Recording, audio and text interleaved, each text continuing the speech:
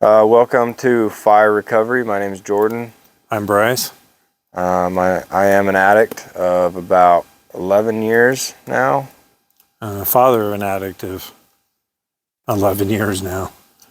This is our very first episode. We decided to get together and kind of thought it'd be a good idea to share our experiences and trials that we've been through as individuals and a family.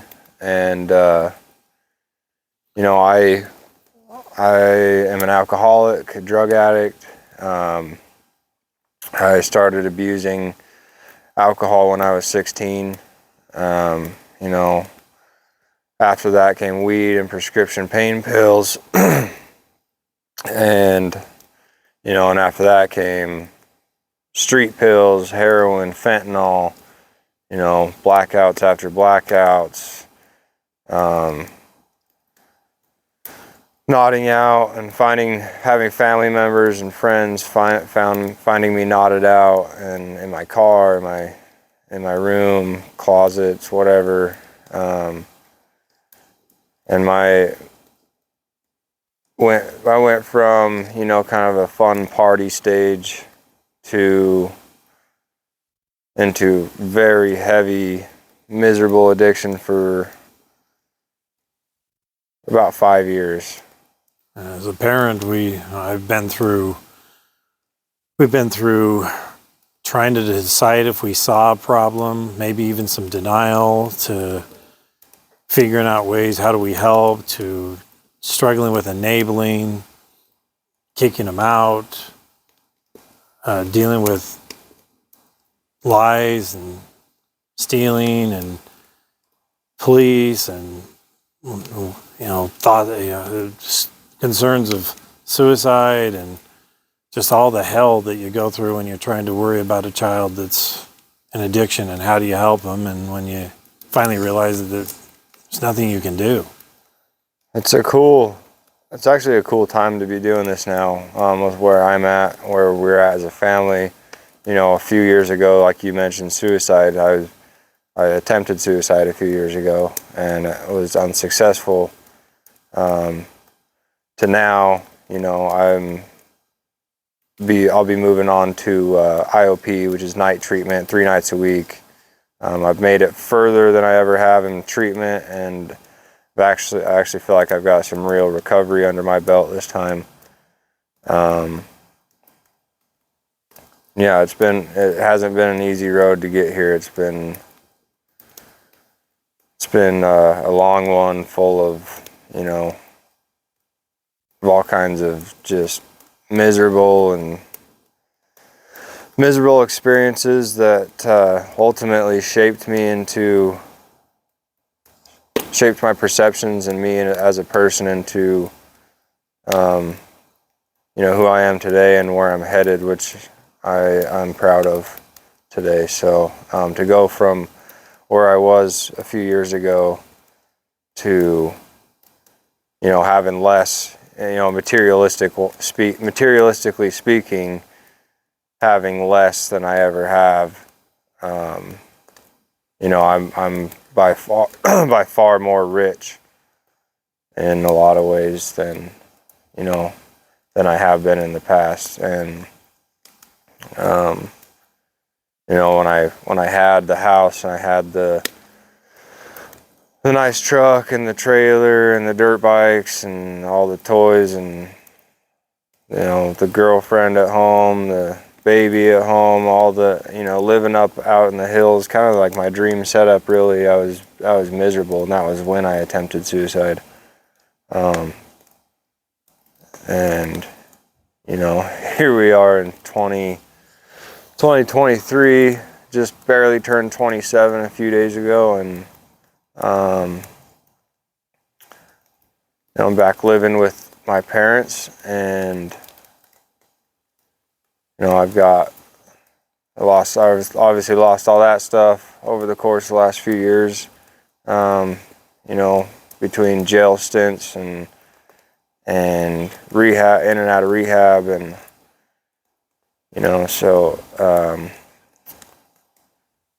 definitely in a different position, materialistically speaking, but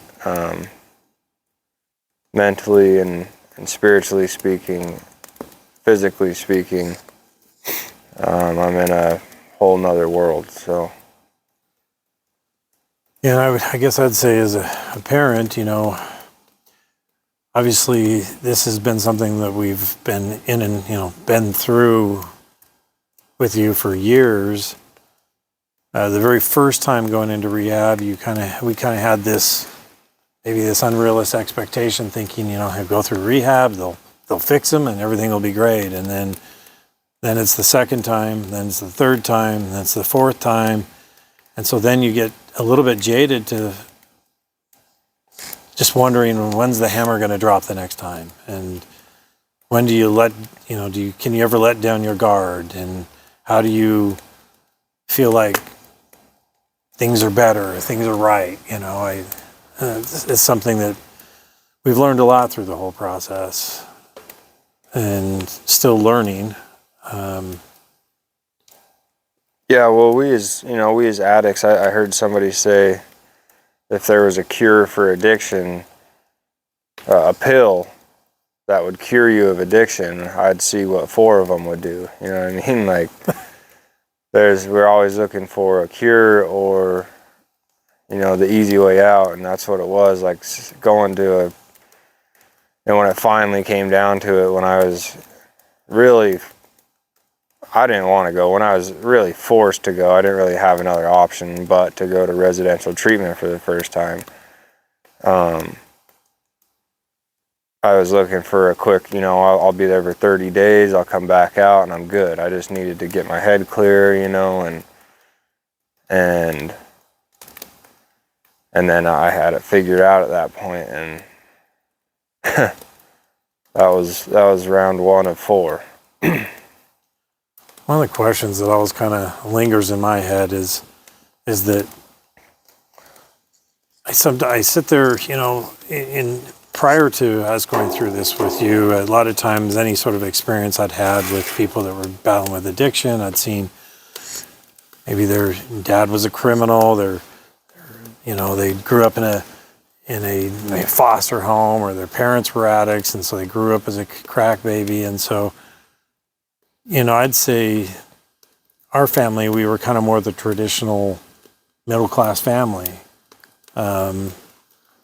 And so sometimes it's been a lot of questions go in my mind. How did we wind up middle-class family, church-going family, and, really not a lot of contention in the home or things like that. How did we wind up with an addict, and because sometimes that's someone else. That's not the squeaky clean little middle-class church-going family. Yeah, and now with the perspective, what I've learned over the past few years and the perspective I have now, I can look back and see, like I said at the beginning of the video, I've been an addict for 11 years. I'm 27 now, but looking back before I even started drinking or using, I can see a lot of those behaviors, and I realized that drugs and alcohol weren't my problem, they were my solution to a way of thinking that I had, and my, just my view on the world, and just an escape from the way I processed things in life. And we had, it was pretty average middle class family for a while until it wasn't. We went from middle class to pretty well off there for a while. Yeah. That was a big change.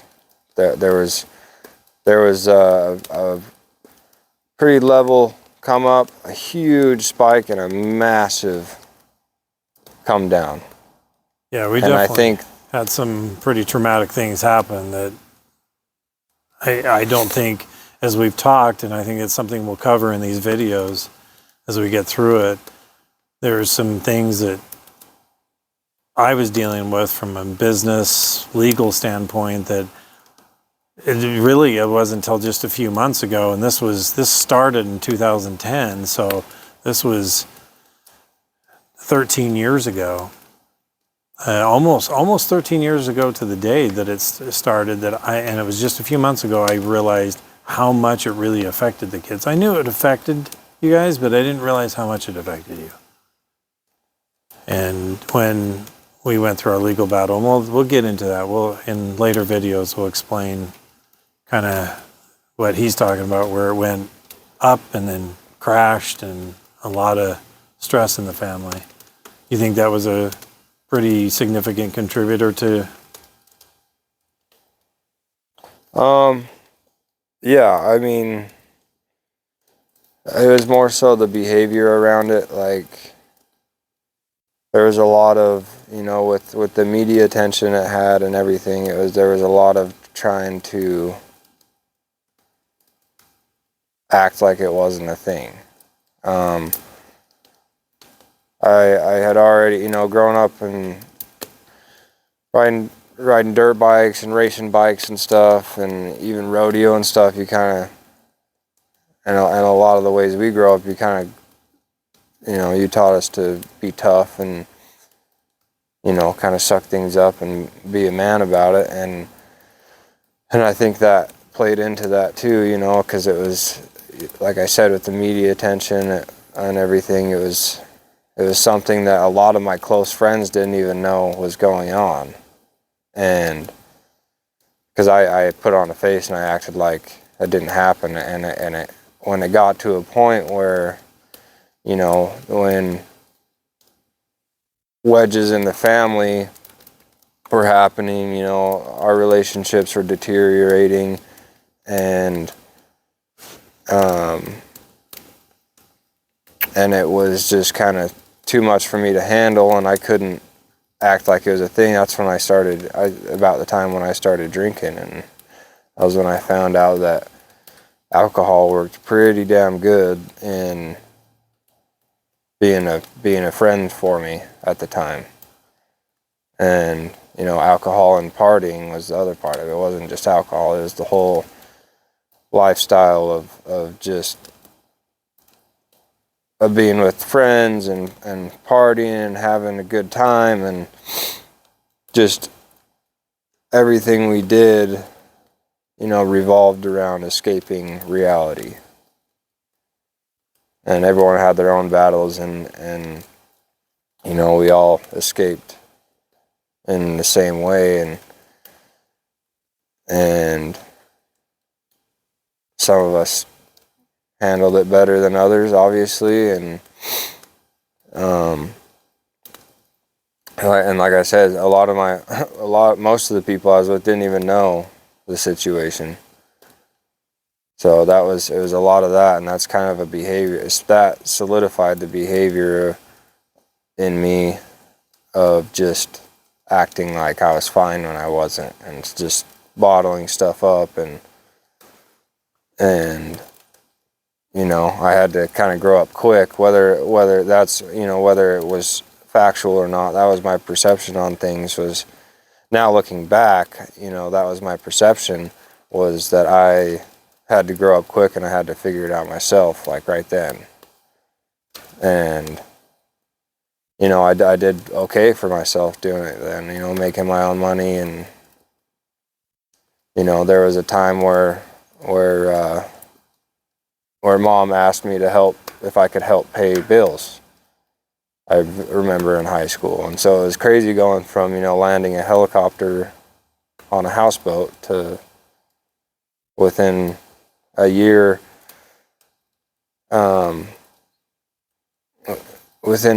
having to help, having my parents asking me if I could possibly help pay bills that month. And so it was a big culture shock in both directions, up and down, over the course of 6-7 years. Yeah, at least something like that. And we definitely got a lot to unpack, and seeing what history, what environment created it, I'm curious as to how much history, addiction, or how much genetics plays into it, how much history plays into it. Yeah, well, and kind of the background of my usage was, like I said, I started drinking around 15, 16, and that's how it started off, was partying, just having fun, seemed innocent at the time. And I did have some really good times back then. Some really good times, and what's funny is those kids I hung out with, same group of friends, they don't know where I'm at today. They didn't know I just went through my 4th rehab. They don't know any of that, They were just party friends, and that was it. And so it kind of went through that party and drinking in high school. I think I smoked weed like once or twice through high school, and then after high school I started smoking weed pretty regularly. All through this time of riding dirt bikes, I'd had injuries from rodeo, riding dirt bikes, and had pain pills, and they'd never been, everything from broken jaw to ribs, arms, stuff like that. I'd had pain pills before, and I didn't really care for them. I do remember one time in high school, a friend of mine knew I had some because of my injuries, and he asked me if he could have some, and so I had some extras, and one day we ended up taking a couple of them just for fun, and I was like, oh, that was the first time I remember being like, oh, these are kind of fun to take. And then, but it wasn't. Were you then? I think I must have been 17 or 18 then. I think it was right before I got a DUI when I was 17, and I continued. I snuck out of the house like 2 nights later after getting a DUI. Might have been the next night, and snuck back in the house drunk, knocking stuff over, puking, and had alcohol poisoning. I'm sure you remember that night. So many things are so blur, and then so many things I sit there and think back of what I kind of suspected, but then as a parent you tend to rationalize, going, well, maybe it's not that, maybe it's this, and maybe it was just that one time, and you wonder where you should have cut things off. Grab some more wood and throw it on the fire. But yeah, so that was the first time I remember actually, let me grab some. Actually realizing that I enjoyed the feeling of them, but I don't remember. Oh. Whoops. Sorry, pause.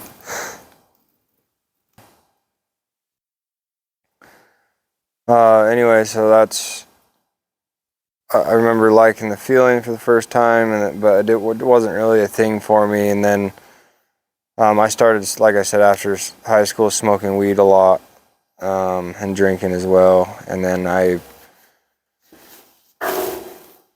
by this time I'd already developed a habit, and the weed was kind of one thing for me that was a catalyst to me realizing that I could do a drug every day and still function. And so when I realized that, and I started doing that consistently, that became a thing. And then I broke my back riding dirt bikes not too long after, and got put on a maintenance script for pain pills. And once that became an issue with pain, once I got physically addicted to those things, it was taking those every day, and I couldn't function without those. And wood sucks. Yeah.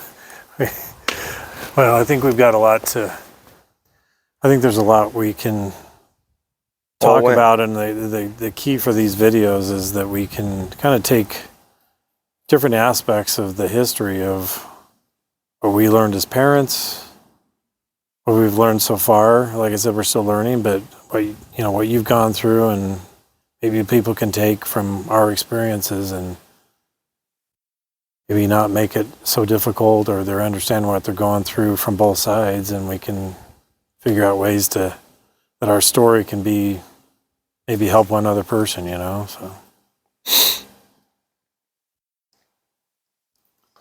Yeah, that's kind of the whole idea behind this. And they have AA and NA and Al-Anon, and they're all, they're separate things, and there's, as far as I know, there's not anything publicly of, an addict and a non-addict family member talking about the whole situation together. So I think it could give an interesting perspective on things. Well, we'll come back and each time just kind of break down some of the different histories so that they understand some of the things that we went through and how we're here in I'd say a pretty good spot right now. And so it's at least give some hope to people that even if it goes on for a few years, you can get to a point where you're in a good spot. And our fire's out, so maybe our video should end.